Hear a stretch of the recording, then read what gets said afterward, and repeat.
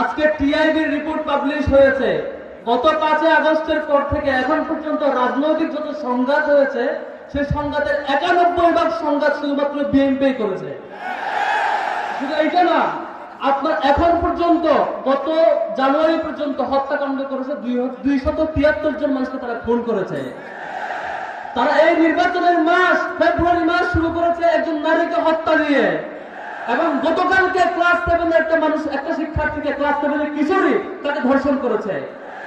এগুলো দিয়ে তারা প্রমাণ করতে চায় নির্বাচনের দিন তারা টুকটাক মারামারি করবে আর আপনারা ভয় পাবেন। আমরা কি ভয় পাবো? এই বাংলাদেশ যেখানে শাহজালালের জন্ম হয়েছে, আমরা আবারও শাহজালাল রূপে ফিরে আসবো ইনশাআল্লাহ। আগামী 12 তারিখ কেউ তার বাহানা করলে তিতুমিরের বাসার কাল্লা প্রত্যেকটা কেন্দ্রে কেন্দ্রে নির্মিত হবে ইনশাআল্লাহ।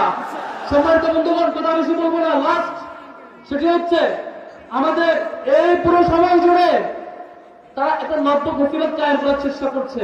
যেখানে কোনো মিডিয়ার ভাইরা কোনো সংবাদ ফাঁস করে দেয় তখনই তাকে চাকরিচ্যুতির হুমকি দেওয়া হয়।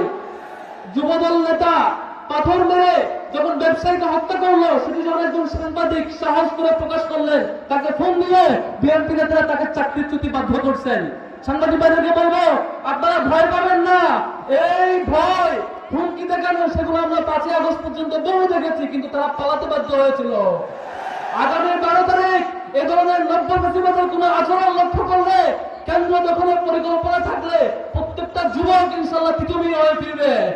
এবং আমরা ডাকসুতে যেটা দেখেছি, সর্বশেষ জকসুতে যা দেখেছি, আগামী 12 তারিখ দাঁড়িপাল্লার ভোটের মধ্য দিয়ে তার চূড়ান্ত বিজয় ইনশাআল্লাহ দেখাবো।